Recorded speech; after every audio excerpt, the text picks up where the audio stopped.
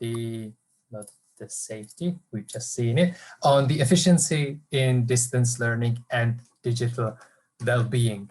And it is my great pleasure to welcome here our dear panelists that are also three. And it is Mrs. Kinslova, the methodology specialist for digital well-being and cyber prevention at the Czech NGO Jules Jim. I hope I pronounce it correctly. And Mrs. Presova, the CEO of the Czech non-governmental organization or non-profit organization Replug.me, and she's also a lecturer on digital well-being. Welcome. And Mrs. Hirvikowski, the director at Laurea University of Applied Sciences in Finland. Welcome as well. It is my great pleasure to welcome you all here. And I would start, or now I would like to give you the floor for around 5 minutes to give us a reflection on the topic. And I would, if you let me, I would start with Mrs. Hirvikowski, who also has some slides, if I understood it correctly. And I would like to ask her if she wants me to go through the slides or that she will by herself. Just go ahead. You do it. Okay, okay. So the floor is yours, Mrs. Hirvikowski. Thank you. Yeah. So thank you for inviting me to this event. I'm more or less a practitioner, one of the founding vice presidents of Laurea University of Applied Sciences. And thanks to the Finnish legislation, which is based on subsidiarity principle, the Finnish higher education institutions have to carry their responsibility and flexibly always redesign the education and research operations in accordance with the needs of the society and the students. That's why my university's strategy is to put the student into the driver's seat. And as a consequence of all this, Laurea became the most appealing university in Finland, providing contact, multi-form and online education. And now, naturally, during the COVID lockdown, most of our courses has been provided only online. And since DG Connect is here, I want to remind everybody that it was with them, Laurea was one of the initiators of the European Network of Living Labs, which is emphasizing the user-centered innovation that is putting the student or the citizen or the user into the driver's seat. So we are engaging science and technology with the needs of society when running our operations. Apart from the Living Lab approach, at Laurea, we created something which is called learning by developing action model to integrate learning into participatory research, development and innovation activities. And 5 years ago, we created a model for the cities in Finland to convert also their schools into living labs. That is, to the joint innovation platforms to create better technologies, enhancing digital learning and providing insights and feedback to the companies who are selling these services, either for schools or to the parents and the students. In this model, the schools and pupils will jointly define the learning challenges, whereas the solution will be co-created and tested together with companies and universities. These activities has been built around digital platforms. And in my background, you see the co-creation orchestration project, and from that web page, the link is on my slide, you can find more information. Now, if you provide me the second slide. Thanks. So here, I get back to this to the lockdown. And due to the difficulties, we understood that both our staff and students suffer because everything was turned online so quickly, even the face-to-face contact courses. We decided to do as our strategy is saying. So we offered our support and asked both the students and professors about their expectations and needs. And the main result from the students was very clear. They expect during the online events and the lockdown, they need more personal support and attention towards their studies.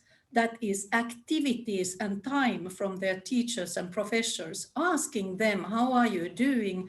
And providing them personal face-to-face or online support. But how do we provide this time? Because our budgets are limited. That's the question I will talk a bit later. But if you look at the figures on the right-hand side, the figures clearly indicate that apart from the time from their teachers, all type of students, contact students, multiform students, and online students, all of them agreed that the online learning and teaching can be continued, but also different hybrid or blended learning activities are needed in order to create more joint activities among people.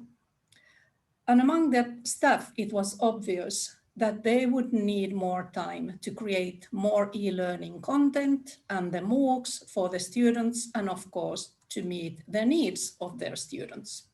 Now, if you provide me the third slide, and I will finish my presentation by this complex complex figure. You can get into the details later on. But because I come from the management, I need to understand how we can balance at the same time the efficiency and the well-being question. And with this figure, we illustrated to our colleagues that we need a holistic approach to address this question of balance.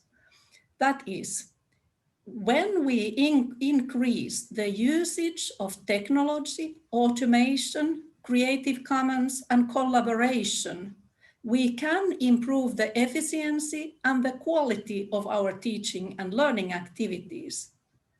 And then by increasing our research and development innovation based on the same approach, we can afford to allocate more resources, that is the time as the students expected, to the face-to-face teaching and learning activities, either online or whenever the corona allows on our campuses.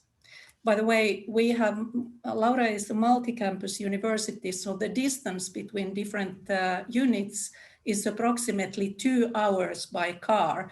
So online activities, it's a must in Finland. It's a big country with very few people. Even though we are located in capital region, the distances are still huge, and therefore technology has been a real blessing. Okay, if you look at the nine field, it illustrates the transition from low level of collaboration to high level of collaboration. That is the left-hand side of the figure. And then at the bottom, from low level of technology usage to high level of technology usage. And this means that when the university combines high-level collaboration with high-level usage of technology, including automation, it reaches the red square in upper right-hand corner. That is when it can allocate the resources by using automation and technology to the face-to-face teaching and one-to-one meetings between the students, and of course, for various other innovative pedagogical solutions. I will not have time to explain that. And similarly, by integrating automation with participatory research, development and innovation and learning activities, which is on the right-hand side of the figure, We can increase our research, development and innovation income. And by the way, as you all know, these are the basic principles we can find from Horizon Europe as well. Okay, with this holistic approach, we can provide the students what they most want, the personal support from teachers. Because in Finland, as well as in all other European countries, the society is demanding that we need to be effective, and unfortunately, currently, they are also cutting our income, so we have to be clever in order to deliver high quality. So to sum up, we need holistic models to balance the efficiency and well-being, both in short and in long term. Currently, the Ministry of Education provides funding for universities if they manage to prove that they created new activities to support the students who definitely are suffering from loneliness and other mental challenges during the lockdown. I will finish my presentation here, but I will also confess, you certainly might know that Finland is one of the countries which suffers most from suicides and other type of mental issues. We have long winters, and therefore we really need to focus on the well-being of the citizens. So thank you so much, and looking forward to talk more with you. Thank you very much, Tuija, and thank you for sticking with time. And now, if I may, I would pass the word to Mrs. Presova, who, as I already mentioned, is the CEO of the Czech NGO První, who's done amazing work during the COVID times in terms of the methodological support or some guidance on how to not get crazy with the overwhelm of technology. So the floor is yours, and I'm looking forward to your speech. Thank you. Thank you so much for having me. And yeah, so I would like to share here with you some practical tips and insights that we got from our work with kids. Just a little bit from our background. Replug.me is an NGO which is focusing mainly on influence of the digital technology, social media and gaming on mental health, and we especially focused on kids in primary school, secondary school and high schools in terms of how digital platforms or how digital technologies can influence their self-reflection, their mental health problems, their empathy, their relationship with others. And I would like to say that we are focusing more on these soft things, soft issues that are not really addressed in society or in our educational system yet. And we are in field at classes, at schools. We educate them since 2017 on this topic. And until these days, we worked very closely with more than 7,000 kids talking about their mental health, their well-being in digital spaces and their self-development in digital world. So I prepare here for you some quick insights from our perspective, because we are also working, as Julia was said in previous panel, we also believe in holistic approach regarding education about digital well-being. So we also collaborating very closely, not only with kids, but also with their teachers and also with their parents. So we are supporting teachers with methodology on digital well-being in classes, what they can do with kids, and we also support parents in order to build more digitally healthy family and support kids to use digital technologies in a healthy way. So what we are actually finding in the classes, not only during the COVID, but we were seeing these kind of like problems at classes also before pandemic. But nowadays, what is really strong is that we actually experience regarding the mental health of the kids that they feel very, very lonely and disconnected. And this is something that's really paradox, because the kids are more connected in these days than they were before. But from our experiences, they feel disconnected from their friends, disconnected from their surroundings. And especially nowadays, I would say it's one of the biggest problems. So as a quick tip here, maybe from our experience and a good practice, what we were trying to help teachers, we are also trying to help teachers, how can they work with this loneliness pandemic among kids as well. So what was very good and I think very useful, for example, was that the teachers put these kind of like empathetic classes between the other classes of math, English and stuff like that. So they were like discussing with the kids, how are you? What are you struggling with? What are your problems? How do you feel right now? And this was something for the kids that was very important to share, because they haven't seen their friends for many, many months, and they don't know if they are only them are performing bad, or if their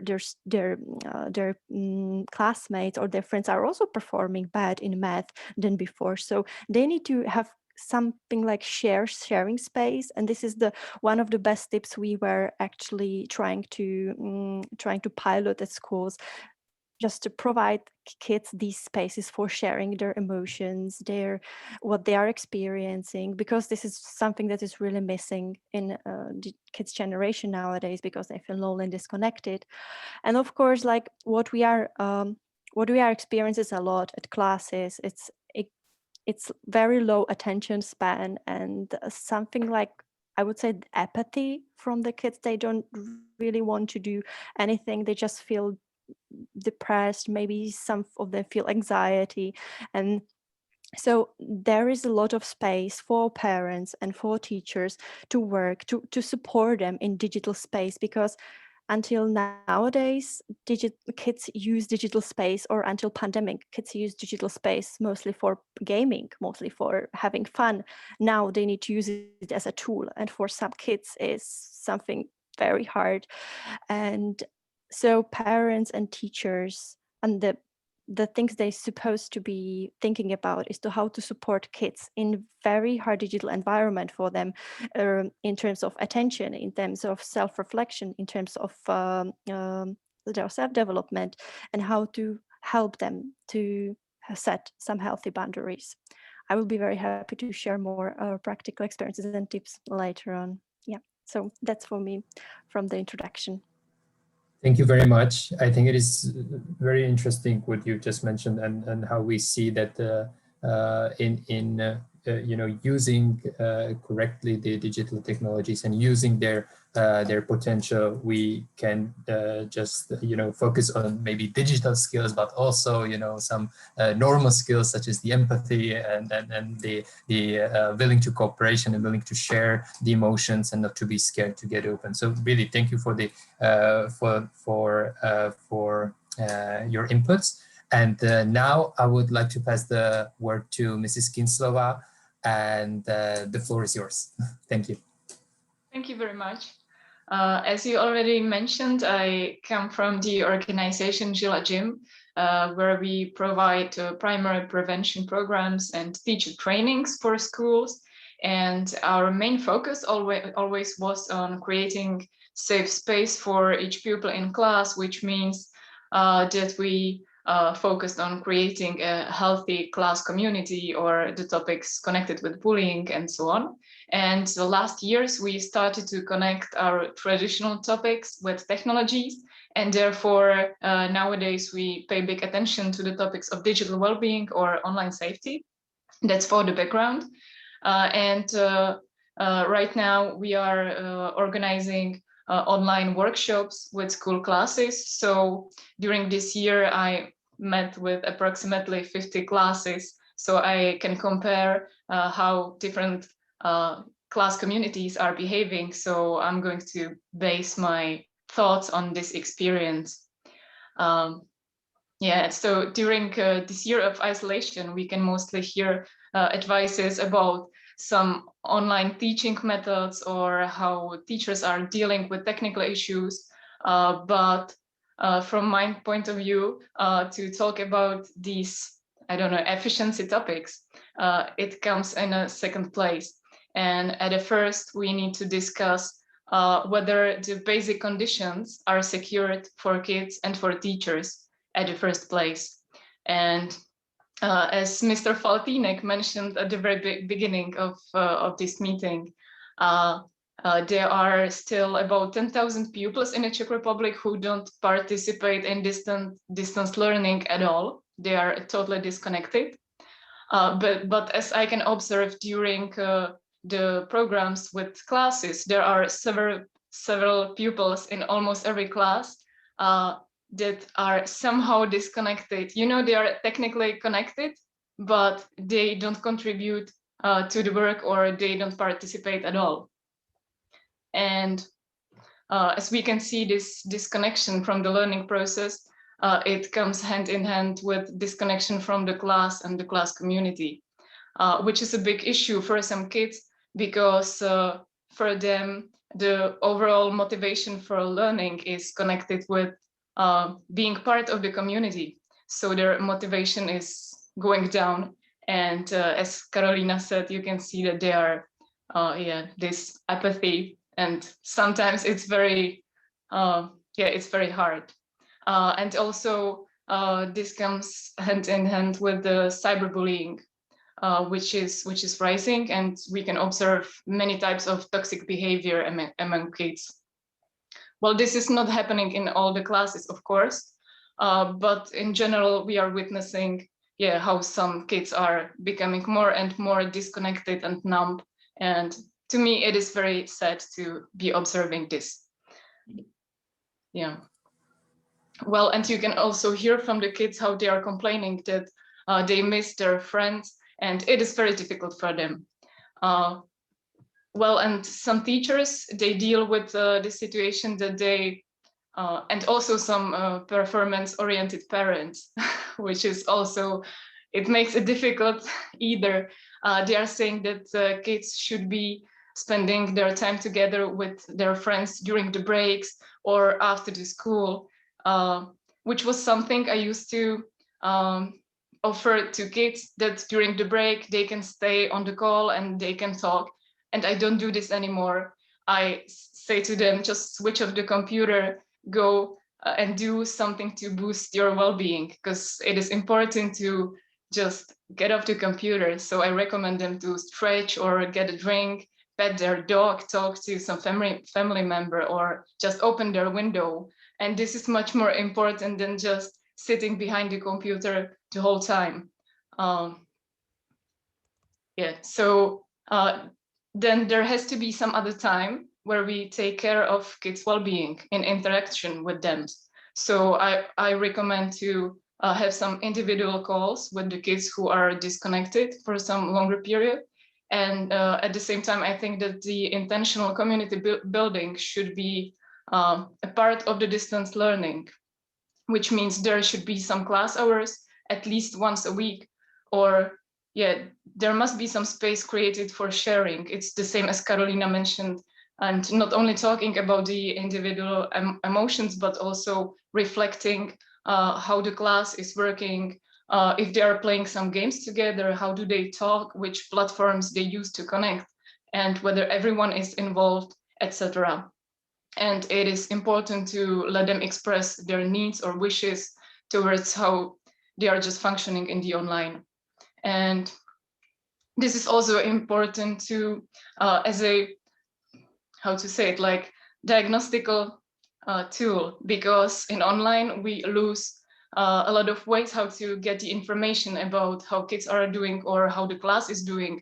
Their cameras are, in many cases, they are switched off, so you just don't see what is happening there. So it is important to make it a normal thing that we are talking about the how I feel in the community, and then when some trouble appears, we already have space to share it and to talk about it, because then we can just miss it, and this is what is happening.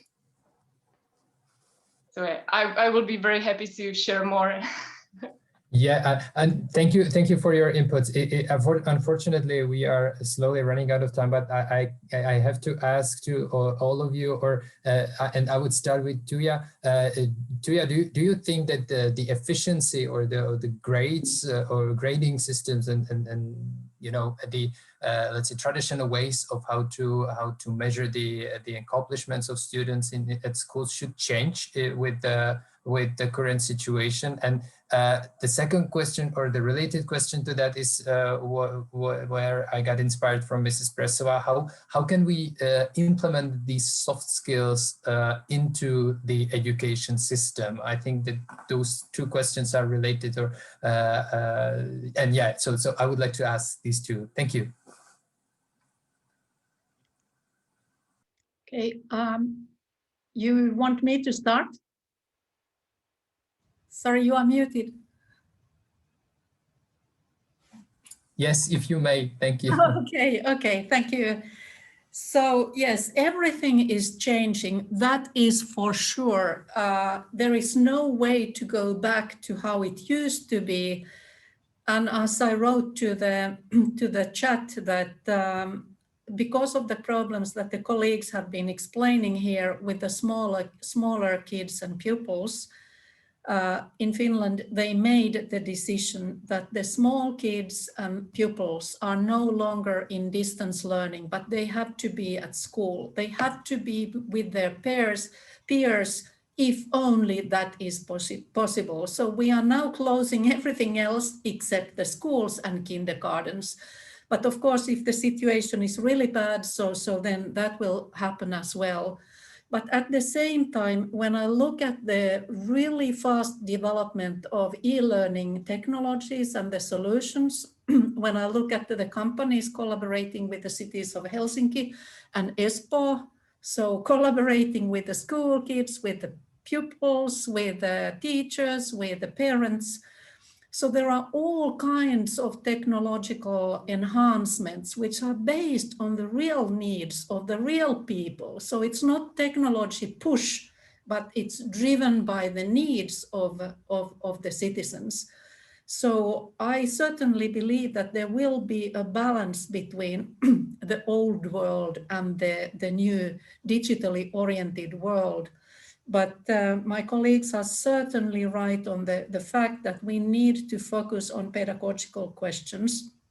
We need to support not only the school staff, but also the parents in order to facilitate the mental health of the kids and also the more grown-up students.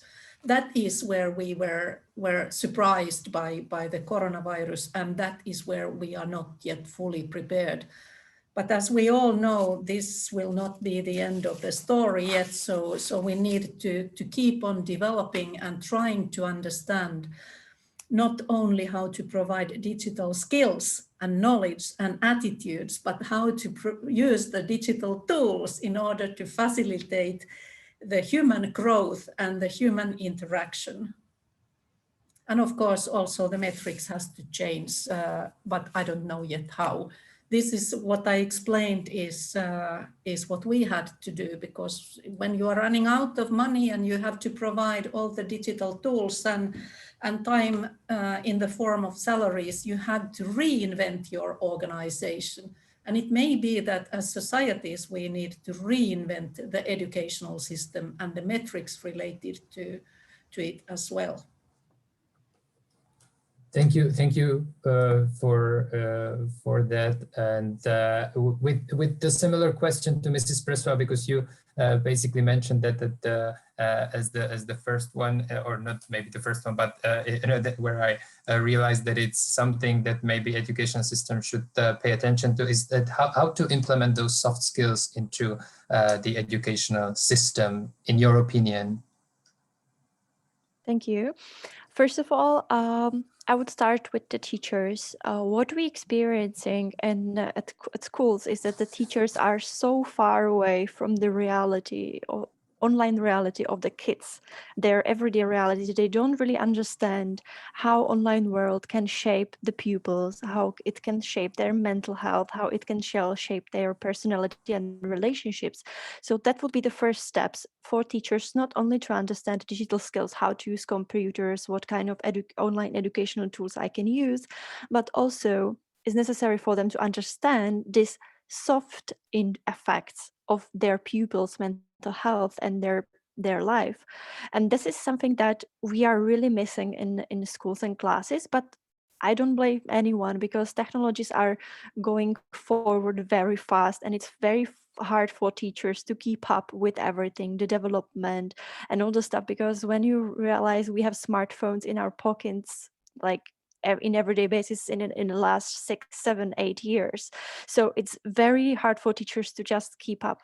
But this is first thing I would suggest, because in the classes or in schools, when we are working with teachers and explaining them these soft effects of digital platforms or digital social media on the kids' pupils' mental health, we always see huge progress in communication with in the classes. We see the huge progress in terms of how the kids are sharing their experiences online with their teachers, because the teachers suddenly understand, the teachers suddenly know what is TikTok, what is Instagram, how it's all online world is actually work.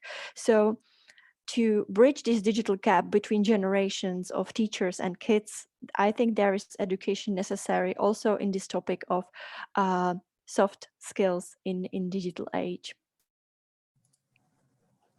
Thank you for that. So it's not only the digital gaps in terms of the lack of the resources, but also in terms of the digital skills, which is very good to realize for all of us. And the question to Mrs. Kinslova is, and please very briefly, because we are really running out of time, and I wanna get one more round with you, is that you mentioned that the efficiency should be as the second to the digital well-being. So do I understand correctly that you are kind of moving from this holistic approach, or would you say that it goes hand in hand, or the digital or other well-being should really get the priority in terms of raising the efficiency or raising the betterness of children at schools, or not only children but also teachers? Okay. Yeah, for me it goes hand in hand. Like, I think that the well-being is like the basic condition to get any kind of efficiency. I mean, efficiency in learning, not efficiency in financial questions and so on. That's something different. But yeah, that's the base, because there are many researches telling how the sense of feeling safe influences the efficiency of the learning process. So for me, it's like the base camp, and then we can teach something. Perfect. Thank you for the brief and clear answer. And one very last question, and please just give it one minute each, is that how can the National Coalition, together with the public authorities, support schools and teachers in, let's say, adapting to and reducing the impact of students on distance learning, particularly in terms of that well-being? Thank you. And let's start with Tuija, please, if she may. Thank you.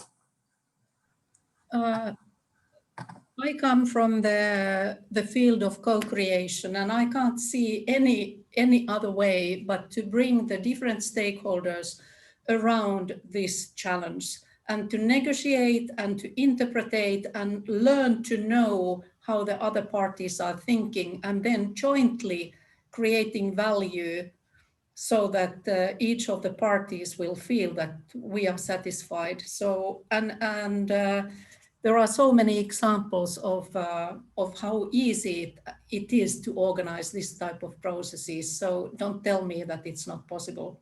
Bring the people around the same table and start to co-create the solution. Thank you. Thank you. Very clear plan for us mentioned here. Mrs. Presova, can you give us a few points on that? Thank you. I think that Tuija really summed it up well. I also believe that it's necessary to do it in collaboration with not only with teachers, with schools, but also with pupils, with kids, with people who are working with them, with psychologists, and with variety range of experts in this field. And I also believe that collaboration is the basic here. So great challenge. Yeah. Yeah, great challenge for a great challenge ahead of us. Thank you. And Mrs. Kinslova? Yeah, I can't agree more on what was said. So of course, from my point of view, open dialogue is a must. And I think it's also important to stress out the important topics. And from my point of view, it is to just support teachers, because I have never seen so many burn out teachers as I see nowadays. It's just too much for them, too much pressure, and they don't get the energy back from the kids because they are just dissolving. So yeah, support teachers. It's particularly something we can maybe learn from Finnish, right? Or from Finland. It's right too, yeah. So thank you for your insights. Thank you for your inputs. I think you were just great, and we really have a lot to think about and a lot to discuss. And with our time running, because we are running out of time, and we kind of got over our deadline, it is just up to me to give some closing remarks. So really, thank you, Karolina. Thank you, Tuija. Thank you, Veronica, for attending and being here with us. You are more than welcome to join us then in 2 weeks for the second part, so that we can discuss and elaborate more on the points that you've just mentioned. And just for the very end, thank you all for sticking with us, although we are 6 minutes after the deadline.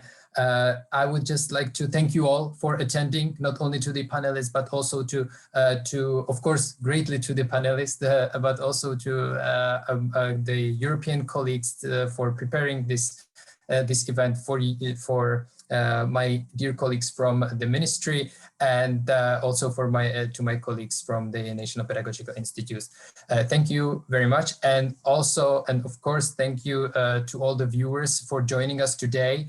Please do not forget that we will have a part 2 session where you can maybe post more questions, and it will be more interactive, so that you can interact more and get more into the topic because we had a really busy agenda these days, or these days, not these days as well, but today. So we will discuss the points further in 2 weeks. And of course, thanks so much to our colleagues from the National Coalition for joining us.